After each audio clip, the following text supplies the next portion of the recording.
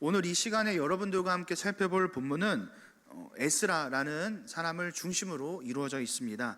먼저 그에 대한 간략한 소개를 우리가 살펴보면 5절에 대제사장 아론의 16대 손이다 라는 것을 알 수 있습니다.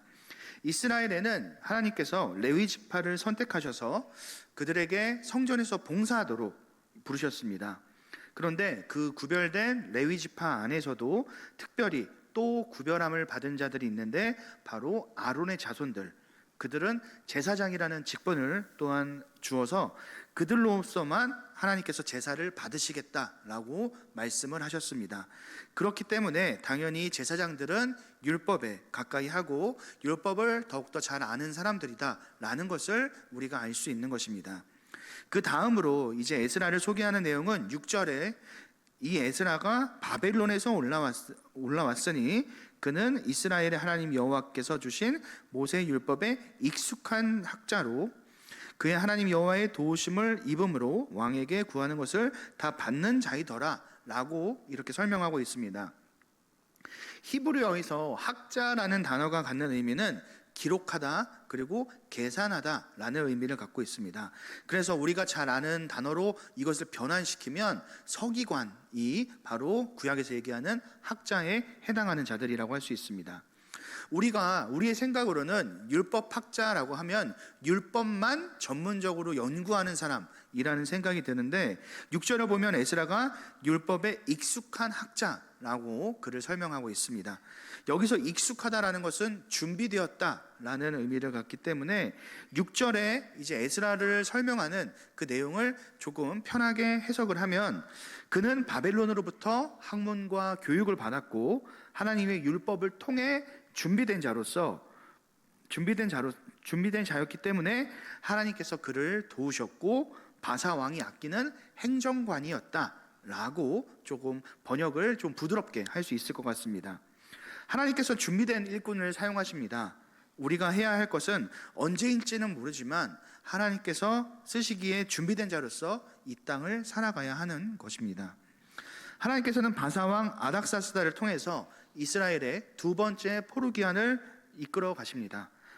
바사의 제국에 그 신임을 얻고 있었던 에스라라는 그 인물을 중심으로 이제 두 번째 귀한 자들은 제사장 레위 사람들을 중심으로 이루어져 있었습니다.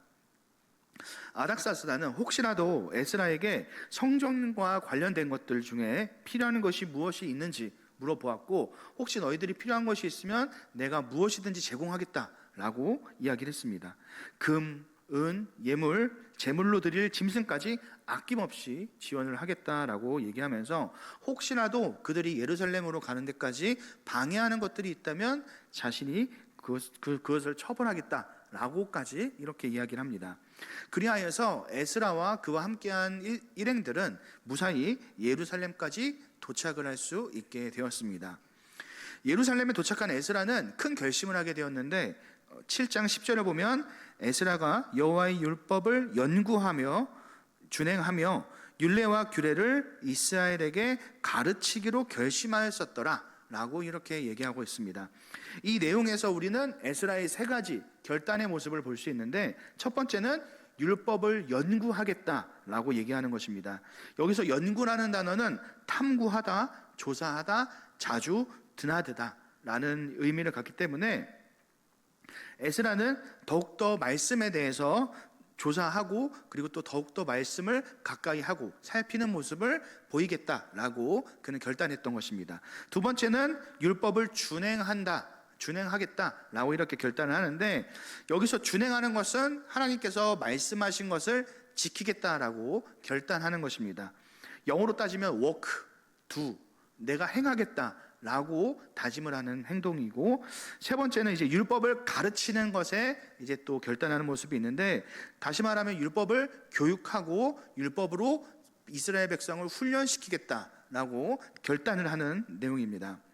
당시에 남유다의 문제는 보이는 수룹바벨 성전은 완성이 되어 있는 상태였습니다.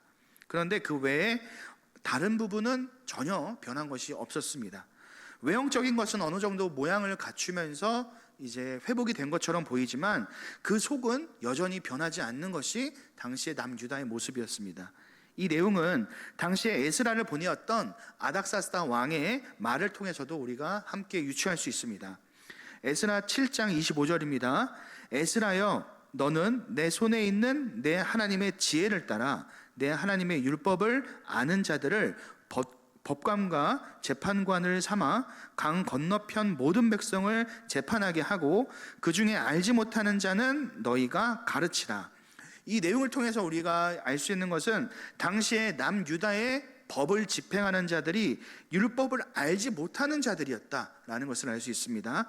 재판이 남유다에서 올바로 행해지지 않았다는 것이고, 백성들 중에는 율법에 대해서, 하나님의 그 법에 대해서 알지 못하는 자들이 많았기 때문에 그들에게 율법을 가르쳐야 될 필요성을 바사 왕이 인지하고 있었고, 그것을 에스라에게 당부하는 내용이 바로 25절의 말씀이었던 것입니다.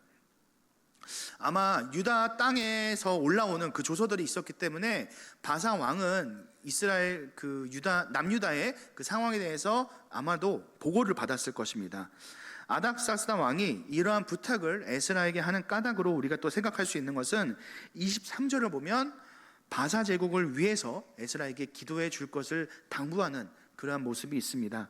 그러기 위해서는 유다 백성들, 다시 말하면 그들이 믿는 그 하나님 앞에서 유다 백성들이 올바로 서 있어야 되기 때문에, 그래야 하나님께서 그들의 기도를 들어줄 것인데, 만약에 이들이 하나님의 율법을 떠나 있으면 그들의 기도가 제대로 하나님께 상달되지 않을 것이기 때문에 유다 백성들에게 너희의 하나님이 제시한 그 율법을 가르치고 행하게 하라라고 당시에 이제 그 아닥사스다 왕이 에스라를 통해서 이제 그를 예루살렘으로 보냈었던 것이고, 그리고 또 그들에게 가르치라고 명령을 했었던 것이죠.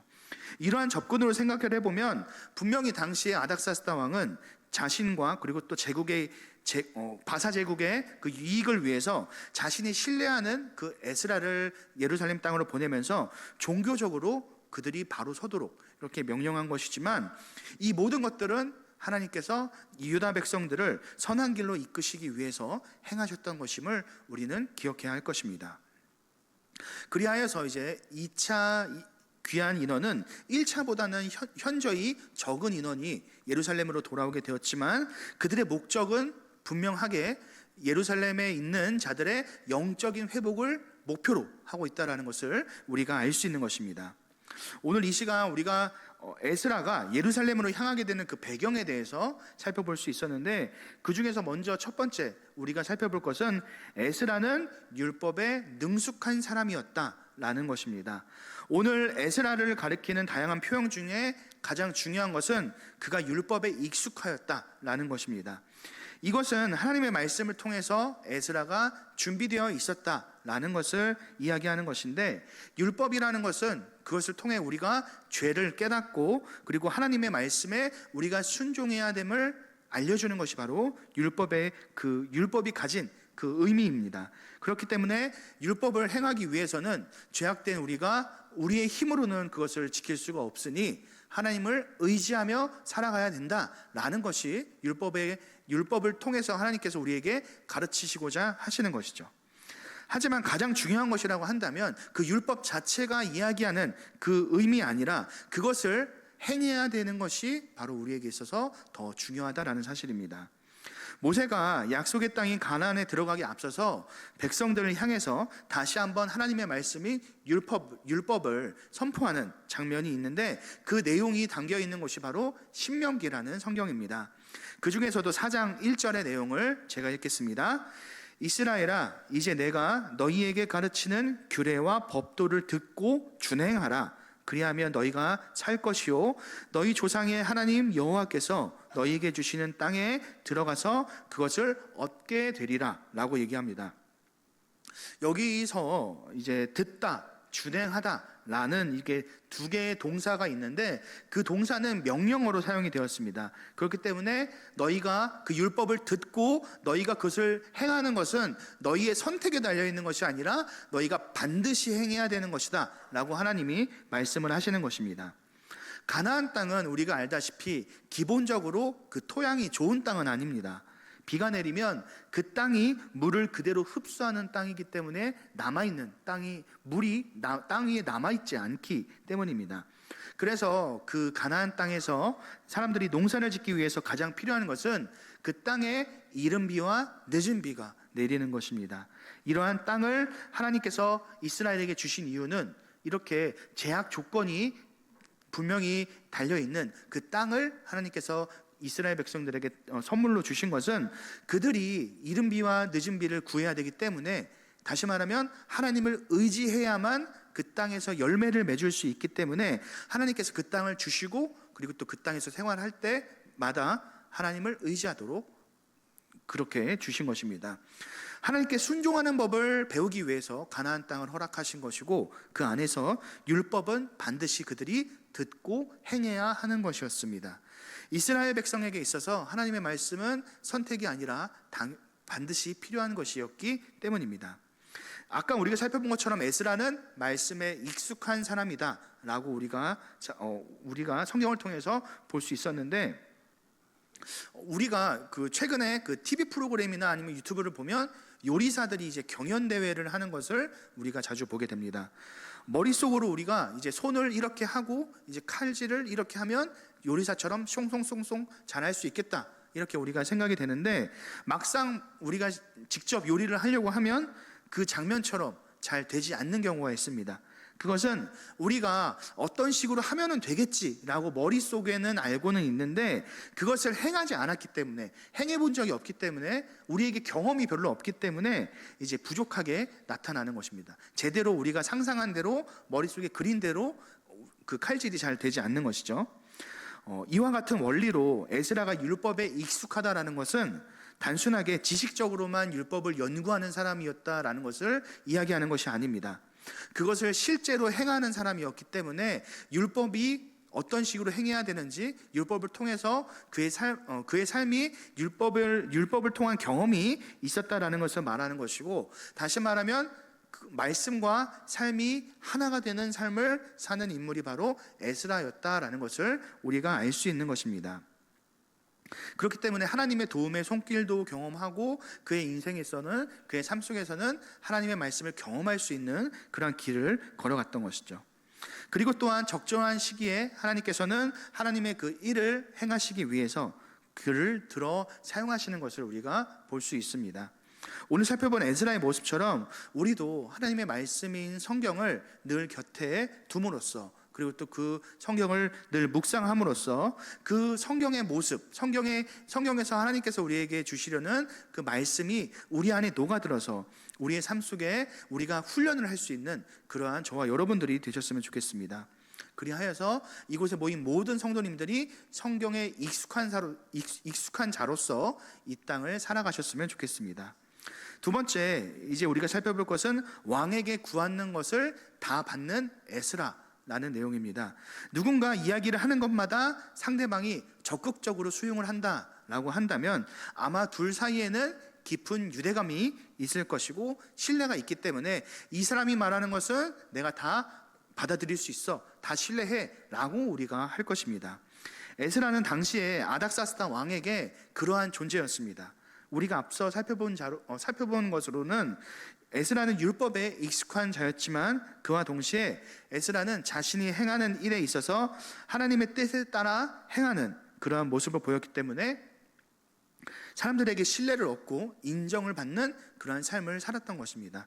그냥 단순하게 그냥 율법을 행하는 자로서 끝난 것이 아니라 율법을 행하기 때문에 자신의 삶에 있어서 최선을 다하는 삶을 살아갔기 때문에 사람들도 그의 삶을, 그의 모습을 인정하는 그러한 모습이 있었다라는 것입니다. 하나님의 말씀대로 사는 삶은 세상의 기준보다 더 높은 기준과 가치를 우리에게 제시를 하고 있습니다. 세상 사람들은 당연히 아무 꺼리낌 없이 하는 것도 신앙을 가진 사람들은 멈추어야 하는 경우가 태반입니다. 그리고 참된 신앙인은 이 땅을 살아가면서 마주치는 그 모든 일들이 하나님으로부터 비롯되었다라고 우리는 고백하기 때문에 우리 자신에게 주신 그 작은 일까지도 우리는 최선을 다해서 하나님이 우리에게 맡겨주신 것이기 때문에 열심을 다하는 인생을 살아갈 수밖에 없습니다. 어떤 사람들은 이렇게 얘기하는데 하나님께만 잘하면 되지, 하나님께서만 인정해 주시면 되지, 이렇게 생각을 하는 경우도 있고, 그렇기 때문에 자신의 주변 사람들이나 아니면 가족들에게 소홀하는 경우, 아니면 자신이 가진 그 직업에 대해서 소홀히 여기는 그러한 경우가 있습니다. 때로는 다른 사람들이 손가락질 하게 되는 그 일을 하면서도 자신은 하나님께 이미 회개했으니 아무런 문제가 없다 라고 이야기하면서 사람들은 신경 안 쓰고 오직 하나님만을 바라보는 신앙을 갖는 그러한 사람들이 있습니다. 하지만 이것은 잘못된 신앙에서 비롯된 것입니다. 신앙의 시작은 하나님으로부터 이루어지지만 그 신앙, 하나님께서 우리에게 주시는 그 신앙의 열매는 바로 사람들에게서 나타나기 때문입니다. 그래서 야고보서에서는 행함이 없는 믿음은 죽은 믿음이다 라고 우리에게 이야기합니다. 야고보서 2장 26절을 제가 읽겠습니다. 영혼 없는 몸이 죽은 것 같이 행함 없는 믿음은 죽은 것이니라. 마태복음 22장 39절을 제가 읽겠습니다. 둘째도 그와 같으니 내 이웃을 내 자신과 같이 사랑하라 하셨으니. 마태복음 5장 16절입니다. 그들로 너희의 착한 행실을 보고 하늘에 계신 너희 아버지께 영광을 돌리게 하라. 마태복음 25장 40절입니다. 임금이 대답하여 이르시되 내가 진실로 너희에게 이르노니 너희가 여기 내 형제 중에 지극히 작은 자 하나에게 한 것이 곧 내게 한 것이니라 하시고, 이처럼 성경에서는 수많은 곳에서 사람에게 대하는 것을 하나님께 대하는 것과 같은 것으로 이렇게 말씀을 하십니다. 그 이유는 사람이 보이는 사람에게도 제대로 하지 못하면 보이지 않는 하나님께 제대로 한다라는 것은 사실은 말이 안 되는 것이기 때문입니다. 우리는 각자 앞으로 만나게 될 그 다양한 상황들, 그리고 환경들, 그리고 사람들과의 그 관계 속에서 최선을 다해야 할 것입니다. 그것이 바로 하나님께서 우리에게 원하시는 뜻이기 때문입니다. 오늘 말씀을 마무리하겠습니다. 오늘 에스라의 가장 중요한 특징은 바로 말씀에 익숙한 사람이었다라는 것입니다. 익숙하다라는 것은 조금 요즘 말로 표현을 하면 프로다, 전문가다라고 할 수 있습니다. 에스라는 신앙의 프로였고 신앙의 전문가였기 때문에 하나님께서 그를 통해서 하나님의 역사를 이끌어가는 일꾼으로 사용하셨음을 우리가 기억해야 됩니다. 마치 경기를 뛸 수 있는 자는 훈련으로 준비된 자들을 감독이 선택을 해서 경기를 뛰게 하는 것처럼 에스라는 말씀에 익숙함으로써 하나님이 쓰시기에 준비된 자였다라는 것이었습니다. 그리고 그와 동시에 하나님의 쓰임은 큰 일만이 있는 것이 아님을 우리가 또 살펴보았습니다. 에스라는 이스라엘의 신앙을 개혁하기 위해서 영적인 각성과 회복을 위해서 하나님께서 그를 예루살렘으로 보내는 큰 일을 맡겼습니다. 하지만 그와 다르게 만일 에스라에게 아주 작고 사소한 일이 맡겨졌다면 그것은 그가 하나님의 쓰임을 받지 않는 그러한 인생을 사는 것일까요? 크든지 작든지 어떤 환경이든지 하나님께서 우리에게 일을 맡기셨다면 그것은 우리가 하나님께 쓰임을 받는다라는 것을 기억하셨으면 좋겠습니다. 대통령이어야지 하나님께 쓰임을 받는 것이 아니고 어떤 회사의 사장이어야지 우리가 하나님께 쓰임을 받는 것이 아닙니다. 교회에서 목사여야지 쓰임 받는 것도 아니고 장로나 권사, 직분을 받아야지 하나님께 쓰임을 받는 것이 아닙니다. 우리가 어떻게 쓰임을 받느냐 하면 바로 하나님의 백성, 성도라는 정체성을 가지고 우리는 이 땅을 살아갈 때, 하나님의 말씀에 따라 살아갈 때 하나님의 쓰임을 받는 자로 살아갈 수 있는 것입니다. 세상을 살아가는 여러분들에게 부탁드리고 싶은 한 가지는 바로 우리가 말씀의 아마추어로 살아가는 것이 아니라 바로 프로가 되어야 한다라는 것을 말씀드리고 싶습니다. 그래야지 우리가 살아가는 그 인생 속에서도 우리가 그 말씀을 충분히 녹여낼 수 있고 그 말씀이 우리에게 이야기하는 바를 행하며 살아갈 수 있습니다. 권투 선수가 연습을 통해서 언제 날아올지 모르는 그 주먹을 피하는 그 연습을 하는 것처럼 우리도 말씀을 통해서, 그리고 또 그 말씀을 행함을 통해서 언제 마주칠지 모르는 그 모든 상황을 하나님의 말씀으로 우리가 대비할 수 있는 그러한 저와 여러분들이 되셨으면 좋겠습니다. 그러한 삶을 통해서 하나님께 쓰임받는 우리 경상교회 온 성도님들이 되시기를 주님의 이름으로 축원합니다.